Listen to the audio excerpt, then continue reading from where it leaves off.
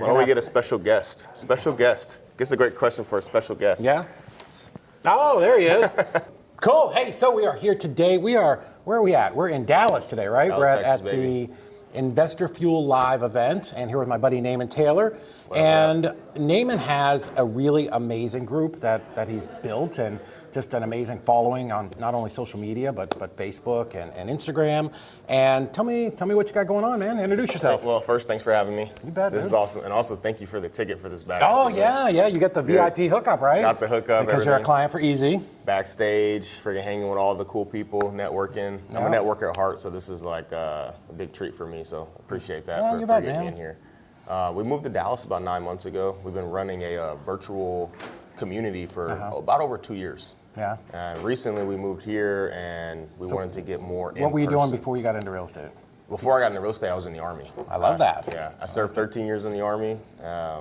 Iraq, Afghanistan, Kuwait, Dude, thank you for your Korea. service. That's such a great story. Yeah, I started buying houses for my barracks room in Germany. That's like, I always forget to tell that part of the story. Dude, that's all, like, I get tired of telling my story too, but yours is like cool. Yeah. Like, you're literally active duty in the military, figure out somehow on the internet you stumble into wholesaling, and start doing deals from Germany. Yeah. And God, you know, that story, if you're new to real estate investing and that's not inspiring, and you have some story of why you can't do this. This dude is, you were 8 hours in the future, 7 or 8 hours? Seven hours in the future, because my son was in Rhoda.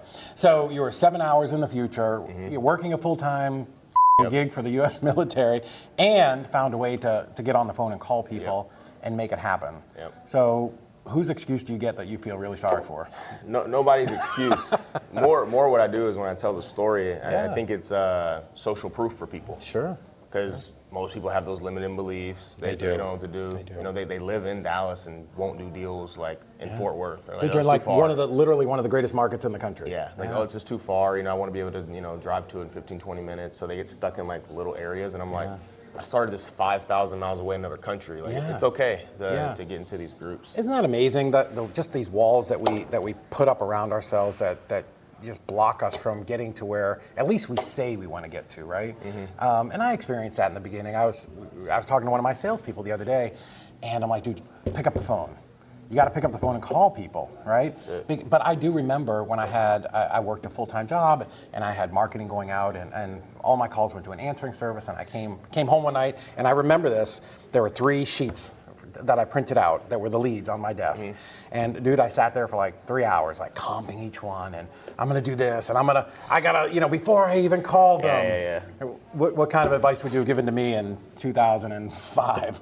Just call them and then have a conversation. Don't do any pre-work. Don't judge the lead. Call people, figure out what their motivation is for selling, why they need to sell, and solve their problem. That's it. No pre-work. To go back to your original question, because we just love talking. We can hang out all day. We could. The original question with the group and the community, we ran it for over 2 years now. It was all virtual because I used to live in a place called Lawton, Oklahoma. So I wasn't doing much networking there. It was a small town. It's a small place. We did wholesale deals in Lawton. Just military folks. So I wasn't trying to build a community there. I always knew my future was going to be in Dallas, Fort Worth. Once we got here, we really started focusing more on the local community, building more in-person community. So we've been focused on that the last 6 months. We stopped bringing as many like high-level guests. I mean, you spoke on the call maybe twice now, maybe 3 times. Who knows?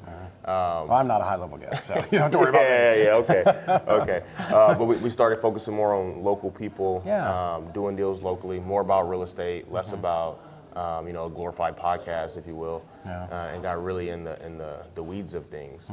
The community consists of, because we partner with a call center of about 300 people. Nice.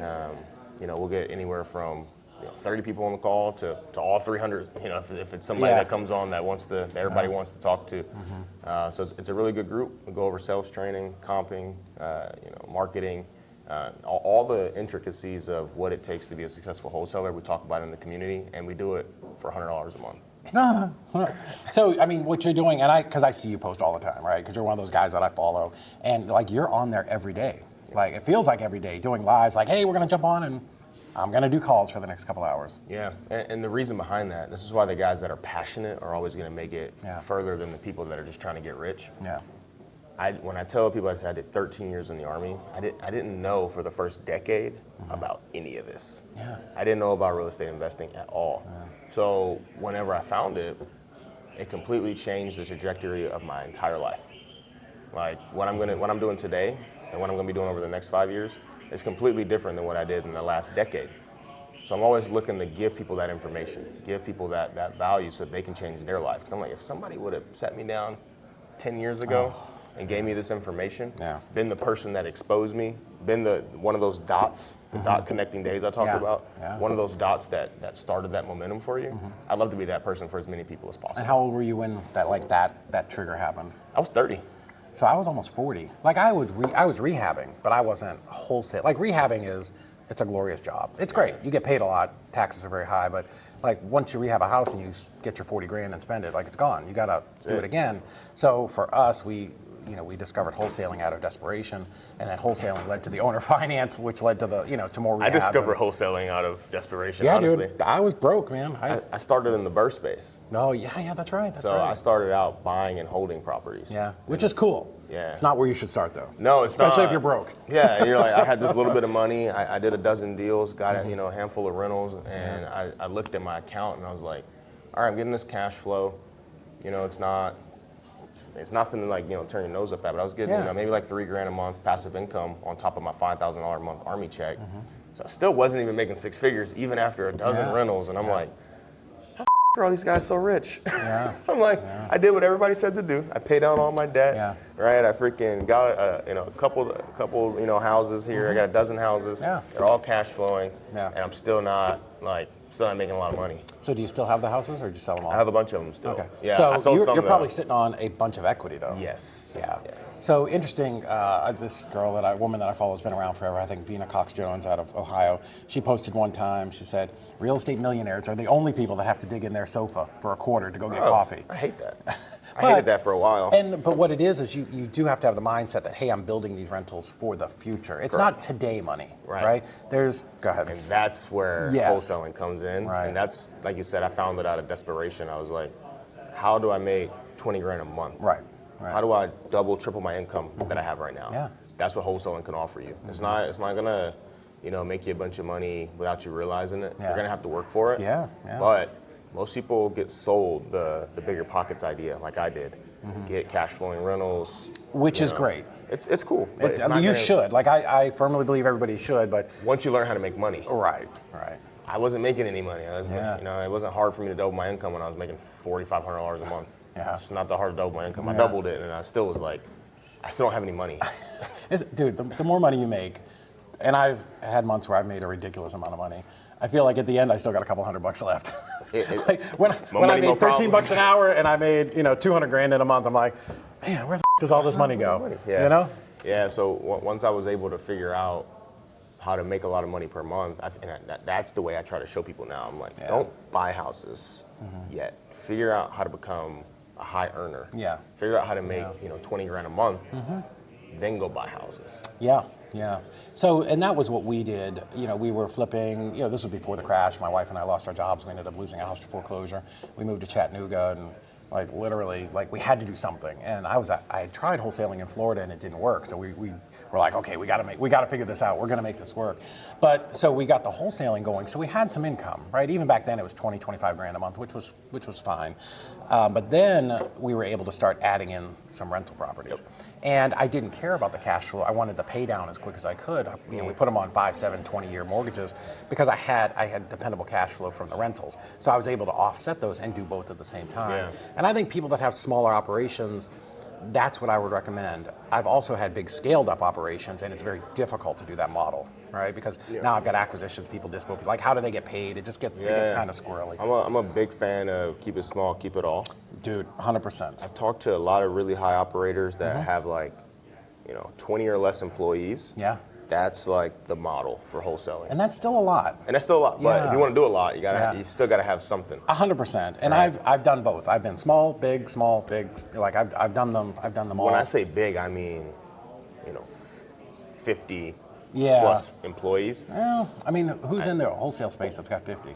They all existed before Yeah. We know everything changed in 2022. Yeah. There were a lot of people that had those kind of companies. Yeah. But I talked to a handful of those dudes. They all got smashed because that's in the middle. Yeah.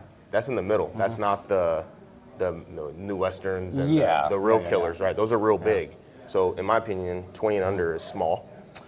To me, it's like 8 or less is small. And I think, dude, But 20 are also including virtual. You're cold callers and all that stuff, maybe? Yeah, okay. Lead gen people, follow-up specialists, cold callers, like as a whole. Yeah. Right? In office, we probably have, I don't know, 8. Yeah, that's to me, that's very small. And I tell people, Luke, if I lost everything tomorrow, all of it, like millions of dollars just gets flushed, I'm out driving for dollars with the Deal Machine app. Dude, I'll make 30. I told Heather the other day, I'll make 30 grand a month on my own, and I'll work 12 hours a month. Yeah, that's where I think I figured out how to make 20 grand a month on my own. In my sleep. Right, that was easy. Yeah. But that only gets you paid $250,000. I know. Listen, you can live on that, right? Everyone can live on that. Let's be clear, and you can live pretty good. Mm-hmm. But how do you get really ahead? How do you do $250,000 a month? Right. You need 8 dudes. You do, and this is the way it was explained to me. Like one of the real OGs, Kenny Rushing, like is the guy who taught the guys who taught the guys who taught the guys who taught Carlos Reyes, right? Like he's way back, right?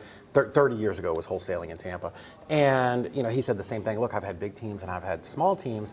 Here's the thing, and now I realize this too because we have a very large office, even in our transactions company is.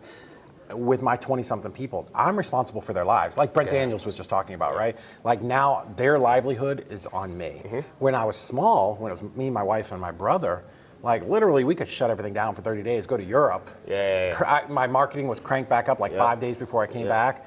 And like it was good. Yeah. So there is that difference, right? Like we've been building our business and I haven't had a great vacation in 2 years.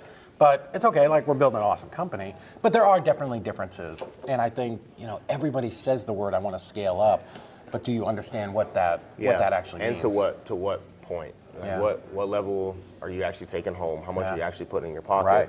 So when you're by yourself and you're putting 200 in your pocket, but then you got 20 guys and you're only putting 300 in your pocket. Right. Is that the way you want to do this? Yeah. And how much I want to put 600 in my pocket. Yeah. Right? And that's what scaling is though, right? Like when you're on your own, you're getting that 20, 30 a month. But to scale, you're going to probably plateau, maybe make a little bit less because you're going to bring people in, right? And your business is going to go down a little bit as you train those people, right? You're going to have to train people. They're going to have some learning curve. You're going to have more software, more prop stream, more batch, more phone line, whatever it is, right? Your expenses are going to go up, and you have to make sure that those people perform. So in that middle stage, you'll plateau or maybe make a little bit less. But if you can make it through that and build a business, that's when you'll shoot up. My partner is a big fan of Bezos. Yeah. So he says you'll grow, you'll plateau. Yeah.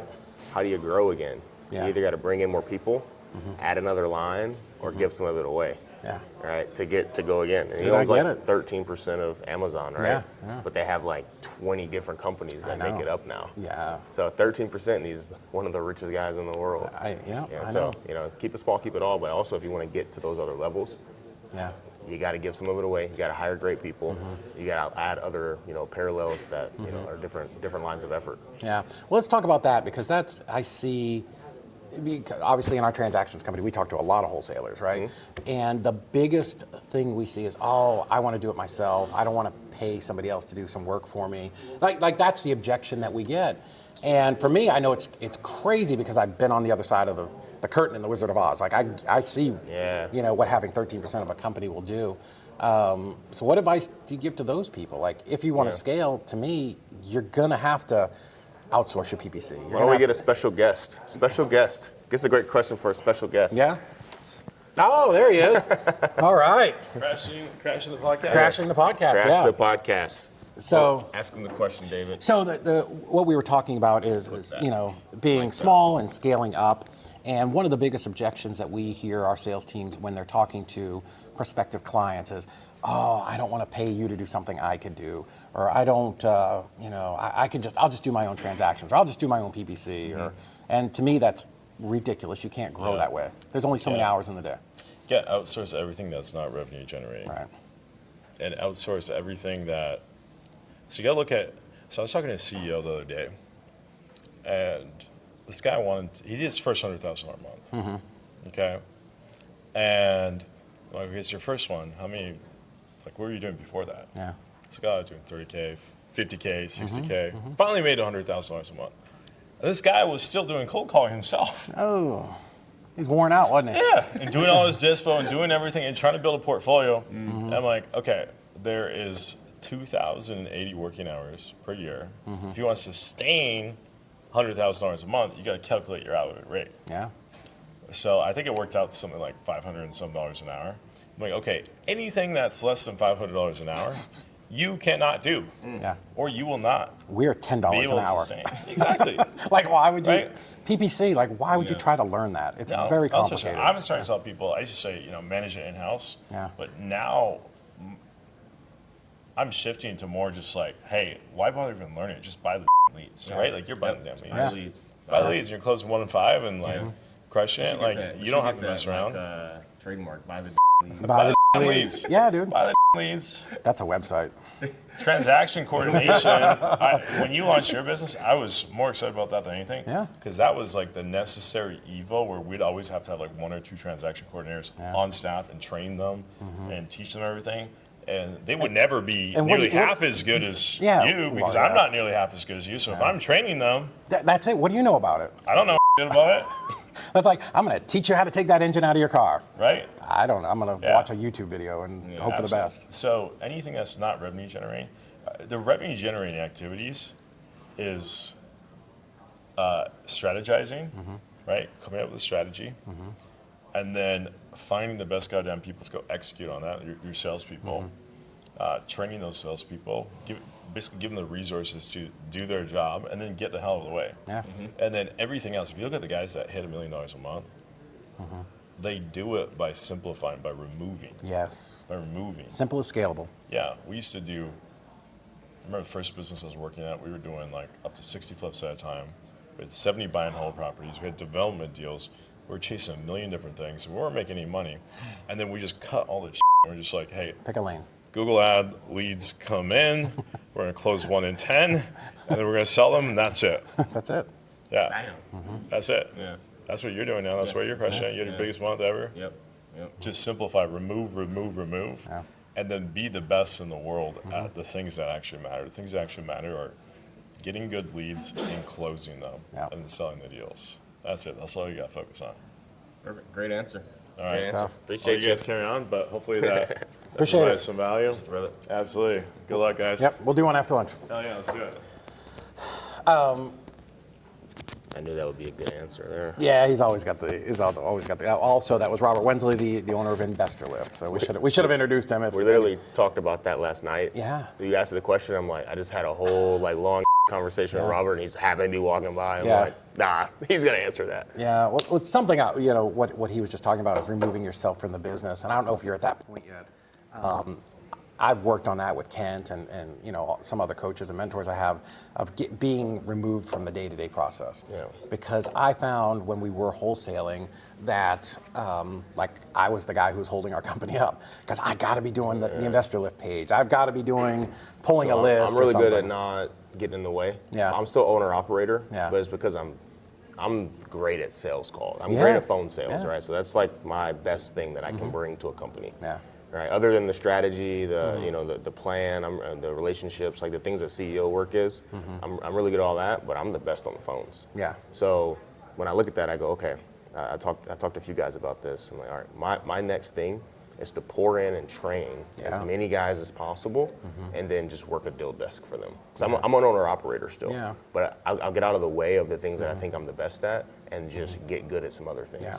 Get really good at deal desk for all my closers, because if they can do 70% of what I can do, but it's 4 of them, it's 280%. Yeah. All right, so I'm like, let's do 280% instead of 150. Right. So that's why I explain to people, it's like take a log, right? Cut it in half, you see the rings, right? So you're the center, you're the core, right? You're where it all starts, and you're going to do 100%. 100, 150, whatever it is. Yeah, Every it's ring further out that you get, like it starts to diminish.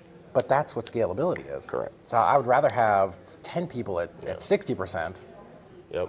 I I'll mean, close 1 Henry out of Ford 5. would say that. My guys will close 1 out of 10. It's okay. Is what it is, but they'll be able to call 4 times as Yeah. many leads as I could ever call. Yeah. And we'll still make a ton of money on them. Yeah. So that's where we are right now is owner operator, still in it, I still like locking up deals. I think I got about 5 contracts this last month myself.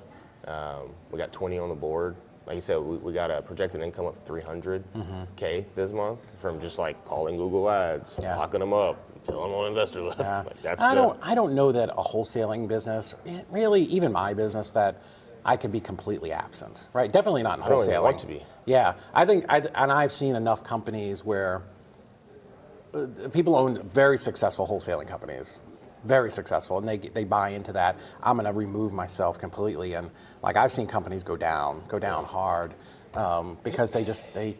Here's the other thing too, David. I'm 33 years old. I've only been able to do this full time for a year. I feel like I just got released. Yeah, I got a lot of energy for this. Yeah, dude, I did a lot of passion for 13 this. years wholesaling. See what I'm saying? I got 12 more years of feeling that like let's freaking go in me right now. Yeah. I do miss wholesaling. Never made this kind of money in my life. Yeah. Right, so always worked for 50K a year. We're doing 300K in a month. I'm like, let's go. That was 6 years of life. Yeah. That we made in a month. Yeah. Your wife and baby love it too, right? Yeah. Come on, my wife doesn't work. We got a freaking. You're shipping her off all over the world. We got on nanny, vacations. daycare. She's flying around doing her thing. Right. My wife is happy as she's ever been. Yeah. My kids are taken care of. My family freaking taken care of. Like I'm cool to work. Yeah. And I like it, producing. Yeah. And so, I mean, let's talk about that, how important that is to have a spouse or a partner who's on your plan. Here's one of my messages I always share on every single platform that I get, right? Where we talk about this, we'll train people, they'll join the community, they'll take my sales training, they'll see us speak on stage, they'll click all the links, they'll be a part of all of our companies and learn how to make 7 figures. Yeah. That's inevitable. Or ask yourself though, when you look in the mirror, am I a 7-figure husband? Yeah. Am I a 7-figure father? And that's Am I a hard. 7-figure friend? Yeah. Or am I just good at business? Yeah. Right? I want all of it. I'm going to tell you, I wasn't a great husband and dad because I became so obsessed with having to learn real estate and grow and do all that stuff, and that's probably one of my biggest regrets.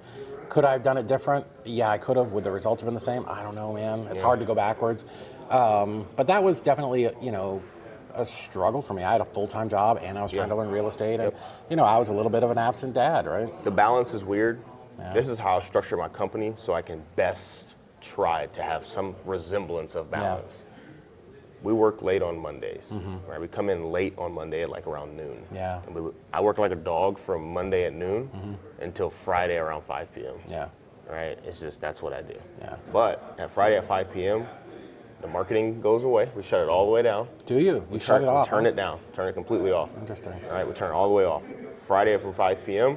until Monday at noon, it's my family time. And I already know I'll make less money from not doing this. It's marketing and sales, but this is how I get my resemblance of balance, and I'd be a 7-figure father, husband, friend. Yeah. Because first of all, I like watching football. Yeah. Right. Yeah. So I'm like, all right, Friday Who's night. your team? Browns, Cleveland Browns, Ohio State. I'm from Ohio. I know. So. Do you have the greatest Browns movie is Draft Day, though? Yeah, it's a great movie. Oh, I watch it all the time. Love that movie. So I structured, my business plan. That's what Brent was just talking about, right? My business plan, our working hours around my family time. Yeah. So I make sure that we stop on Friday. Friday night's date night with my wife. Saturday, I like watching UFC. So like Saturday, we'll hang out with the kids all day. It's UFC for me at night. Sunday, me and my wife both like watching football. We'll spend some time with the fam, watch some football.